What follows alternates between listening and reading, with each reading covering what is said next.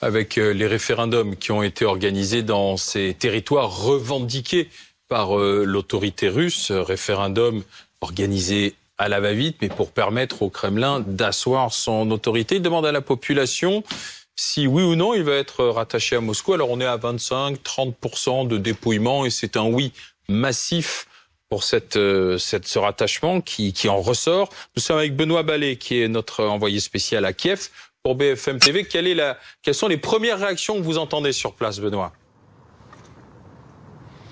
Écoutez, peu de surprise ici à Kiev parce que évidemment c'était attendu ce oui massif. Alors attention parce qu'on parle d'un oui massif autour de 97 à 98% des votes, mais uniquement pour l'instant dans les bureaux de vote situés en Russie, qui avaient été mis en place, ces bureaux de vote pour les habitants des 4 régions concernées qui s'étaient déplacés à cause de la guerre, réfugiés donc en Russie. En ce qui concerne le dépouillement des bulletins qui ont été glissés dans les urnes dans les 4 régions soumises à ce référendum, ce dépouillement est en cours. Il va falloir attendre 20h, 21h, heure locale ici pour connaître des estimations. On sait déjà, selon l'agence de presse russe TASS, que la participation est très forte. 92% de participation, par exemple, dans la région de Louhansk. Le chef de l'administration de la région occupée et pro-russe de Kherson s'est déjà félicité de la victoire de ce référendum. Il parle de la sortie de l'Ukraine et de l'adhésion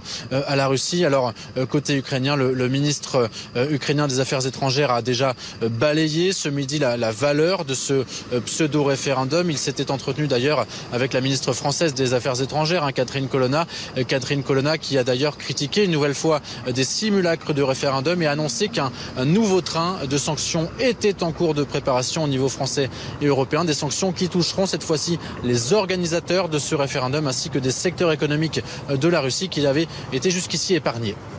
Benoît Ballet à Kiev avec Joanne de Marley en direct pour BFM TV. Vous évoquiez, Benoît, Catherine Colonna, la ministre française des Affaires étrangères. Elle sera l'invitée d'Yves Calvi tout à l'heure à 19h en direct bien sûr sur BFM TV. Le oui l'emporterait donc largement dans les 4 régions concernées selon ce premier dépouillement de 20 à 27% des votes. Ulysse Gosset, il n'y a pas tellement de surprises. Des référendums qui sont condamnés par l'Ukraine, par la France, dans la bouche de Catherine Colonna, qui dit qu'il y aura des sanctions d'ailleurs. Mais en même temps, ça veut dire que se met en place un processus établi par Vladimir Poutine, qui doit prendre la parole très rapidement. Ces territoires vont devenir russes. Et ça va changer beaucoup de choses ? En fait, ça ne change pas grand-chose, sauf que Poutine pourra dire, si les territoires sont annexés, qu'ils appartiennent désormais à la Russie et que la Russie est maintenant attaquée par l'Ukraine, puisque l'Ukraine fait la guerre dans le Donbass, sur cette ligne de front qui sépare actuellement les territoires séparatistes qui ont déclaré leur indépendance avec le soutien de Moscou avant la guerre, juste avant la guerre. Mais donc, s'ils deviennent territoire russe, effectivement, Moscou pourra dire « nous sommes attaqués sur notre propre frontière » et donc c'est la patrie qui est en danger. Et tous les moyens pourront être utilisés pour sauver la patrie. Et Poutine pourra changer complètement de discours, c'est-à-dire que jusqu'à présent, c'était une opération spéciale destinée finalement à reconquérir les territoires perdus. Là, ça deviendra une guerre de défense de la Russie. La ficelle est grosse quand même. Oui, mais si vous voulez, du point de vue du Kremlin, elle sera parfaitement légale. Il y a eu référendum organisé, même si c'est un référendum sous occupation et pendant la guerre. Légal par qui ? Par les Russes seulement. Oui, mais je parle de la vision russe des choses. Évidemment, pour nous les Occidentaux, ces référendums sont nuls et non avenus. C'est comme si on avait fait un référendum dans la zone occupée par les Allemands pendant la Seconde Guerre mondiale ou en Alsace-Lorraine. Bon, vous voyez bien que tout cela n'est pas sérieux et n'est pas crédible et n'est pas légal et condamné unanimement. Mais du point de vue de Moscou, évidemment, Poutine peut en tirer argument pour dire à ses compatriotes: la Russie est attaquée, les territoires du Donbass nous appartiennent historiquement, et là, une bonne partie des Russes seront d'accord pour dire que le Donbass, c'est la Russie, et donc il faut faire la guerre. Et c'est là où le problème se posera pour Poutine, parce que on voit bien les difficultés qu'il a aujourd'hui pour cette mobilisation même partielle. Il y a des révoltes, des rébellions, il y a eu une immolation par le feu, il y a eu des policiers qui ont été malmenés au Daghestan. Donc il y a une contestation dans la rue qui s'exprime contre cette guerre, et on peut imaginer que même si Poutine évidemment pourra dire: moi j'ai les arguments qui défendent cette guerre à laquelle fait face la Russie, eh bien, ça posera quand même des problèmes et en réalité, ça ne réglera finalement rien du tout. Alors, ces référendums, c'est une chronique d'une victoire annoncée. C'est surtout la chronique d'un échec annoncé de l'armée russe en Ukraine. Parce que s'il fait ces référendums de manière accélérée, c'est surtout qu'il montre l'échec, cette espèce de fuite en avant. Le référendum ne changera rien. Les Russes ne veulent pas aller se battre, ils refusent cette mobilisation générale dans une guerre. On l'a entendu hier d'une manifestante au Daghestan qui disait « mais c'est nous qui avons attaqué l'Ukraine. On se bat pas pour défendre la Russie, on se bat pour attaquer une nation qui nous a rien fait. » Donc ce référendum, qui est un simulacre, la ministre l'a très bien dit, est juste ridicule. Si Poutine pense qu'il va pouvoir se cacher derrière ce paravent pour pouvoir mobiliser les Russes pour contribuer à son opération militaire spéciale, qui ne trompe plus personne, c'est un échec annoncé. Pierre Lerin ? Je crois que ce n'est pas un échec annoncé, c'est simplement un événement annoncé qui était prévu depuis très longtemps. On parle des référendums depuis le début de l'été. On savait qu'ils allaient avoir lieu en septembre, ils ont eu lieu en septembre. Bon, ce que cela va avoir comme effet, c'est d'une certaine manière de geler la ligne de front. C'est vrai que il y aura pour les Russes le fait de dire c'est notre territoire, on va le défendre, et pour les Ukrainiens le fait de dire jusqu'où peut-on aller, surtout pour les soutiens occidentaux. Là, ça change très légèrement la donne. Enfin, la ligne de front, c'est pas vraiment laquelle, puisque pour l'instant, les Ukrainiens continuent leur progression. On ne sait pas d'ailleurs quels sont précisément les territoires qui seront annexés. Mais ils progressent là où il n'y a pas de référendum, c'est-à-dire dans la partie de Kharkiv, et non pas dans Donetsk, Lugansk, et encore en Kherson ou à Zaporizhzhia. Donc, pour les Ukrainiens... Pour vous, ça va geler la situation? Je crois que à l'approche de l'hiver, ça va geler la situation au propre et au figuré. Ça veut dire quoi, geler la situation, et pour aboutir à quoi ensuite? La question est là. Est-ce ça que permet des négociations, Normalement, tout conflit se termine par des négociations. Maintenant, il y a des conflits qui sont gelés depuis très longtemps et les négociations n'aboutissent pas, en particulier à Chypre. Depuis 1974, la situation est gelée. Pierre, à une différence près quand même, c'est que dans le cas de l'Ukraine, le front n'est pas gelé, et donc le référendum n'y changera rien. Les Ukrainiens continuent à avancer, et l'armée russe est en pleine débâcle. La mobilisation a été déclenchée parce que l'armée russe est en pleine débâcle. Sinon, il y aurait ni mobilisation, ni référendum. Donc de penser que les référendums vont geler, pardon, mais c'est assez étonnant. C'est une idée que même Poutine n'aurait pas osé avoir. Mais je crois que si Poutine ne l'a pas, il serait bien bête de ne pas l'avoir, parce qu'à l'approche de l'hiver, le fait que l'armée ukrainienne progresse, et encore très modérément, dans la partie de Kharkiv, ou de Kharkov, ça dépend de quel point de vue on se place, ça ne gèle pas, enfin ça ne dégèle pas les autres fronts. À Kherson, il n'y a pas grand-chose qui se passe, à Zaporizhzhia encore moins, et à Donetsk et à Lugansk, c'est plutôt les Russes qui sont en position de force. C'est pour ça qu'ils mobilisent. Camille Le Dantec, ça ne va pas empêcher les Ukrainiens d'essayer de continuer d'avancer dans leur contre-offensive. Ce référendum. Non seulement ça ne va pas empêcher, mais ça n'empêche pas, pendant qu'on parle ici à Paris. Donc on sait les nouvelles qu'on reçoit de l'Ukraine, c'est que l'armée avance, l'armée ukrainienne je veux dire, avance au niveau de Liman, c'est la région de le sud de l'oblast de Kharkiv, pas loin de Luhansk. Et également au niveau de Kherson, on sait parfaitement que l'armée russe a été encerclée puisque tous les ponts ont été explosés, sont plus, explosés, c'est-à-dire qu'on peut plus passer avec des véhicules militaires. Donc, en fait, quand tout à l'heure, notre intervenant a dit que c'est gelé, que l'armée ukrainienne attend les référendums, elle n'avance pas, elle reste comme ça. C'est totalement faux. C'est pas ça que j'ai dit du tout. J'ai dit que l'offensive se poursuivait, mais dans la région qui n'était pas touchée par le référendum. Et ce que j'ai dit également. Kherson, oui, mais il n'y a pas de progrès sur Kherson. Si. Vous savez, c'est parce que ce qu'on entend, nous. Les forces militaires ne peuvent pas passer les ponts, mais en revanche, les urnes, elles peuvent. C'est très curieux. Ça c'est bien. C'est très curieux. Par ailleurs, ce qui est très important, ce n'est pas tellement, bien entendu, que les Ukrainiens vont continuer à se battre, et c'est légitime.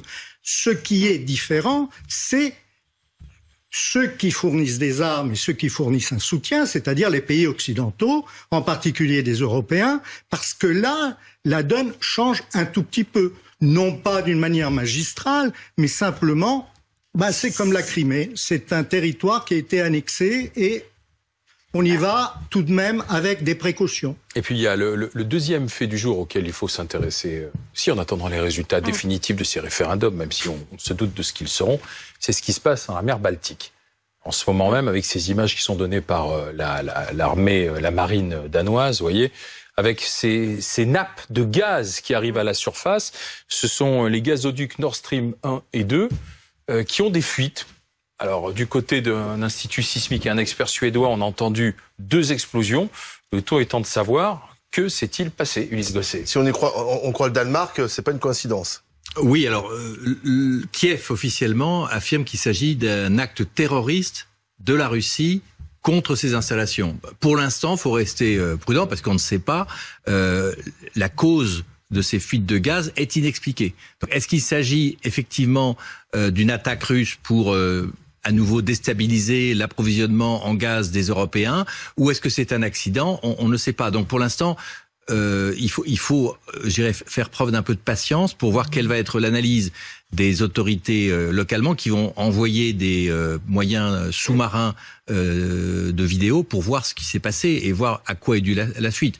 Tant qu'on n'aura pas je dirais l'analyse sérieuse et crédible de ce qui s'est passé, il faut rester prudent. Mais néanmoins, on constate quand même qu'il s'est passé quelque chose, il y a eu une explosion, il y a eu des fuites, et ça compromet une bonne partie de l'approvisionnement. Alors, il faut rappeler que ce sont des gazoducs qui relient donc la Russie à l'Allemagne, qui fonctionnent toujours. En tout cas, il n'y a pas d'embargo sur le gaz, même si on essaye de moins dépendre du gaz russe. Quel serait l'intérêt, si on parle donc d'un acte terroriste ou d'un sabotage, quel serait l'intérêt des Russes de saboter leur propre installation? Alors c'est assez incompréhensible et par ailleurs, à ma connaissance, les Ukrainiens n'ont pas les moyens d'intervenir sur un gazoduc sous-marin. Je veux dire, ils n'ont pas les équipements. C'est très particulier une opération sous-marine.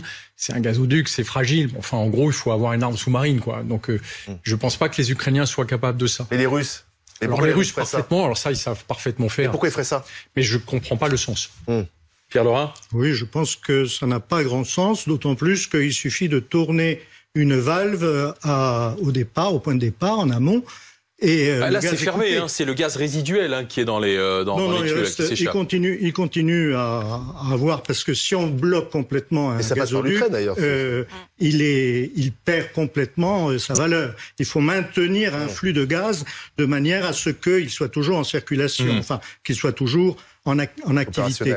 Donc, ça n'a aucun sens. Vraisemblablement, ce qui s'est passé, c'est plutôt soit une tentative de déstabilisation autre, pas ukrainienne, pas russe, mais autre, laquelle je n'en sais rien. C'est une spéculation de ma part. Ça peut pas être un accident. Ça peut être totalement un accident. Mais bien sûr.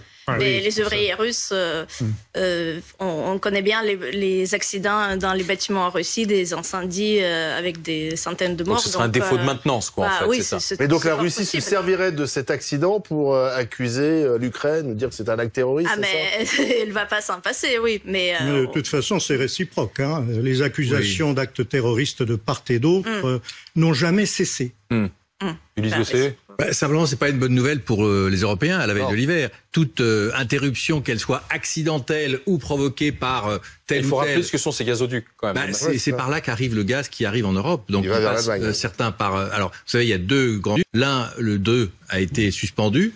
Et le premier, le Nord Stream 1, il a eu une panne de turbine avec un manque de composants. Là, on voit les différents gazoducs. Et vous avez raison de le signaler, il y a toujours des gazoducs qui passent par l'Ukraine. Oui, et qui n'ont pas été et au passage, l'Ukraine se fait payer pour acheminer ce gaz jusqu'à sa destination.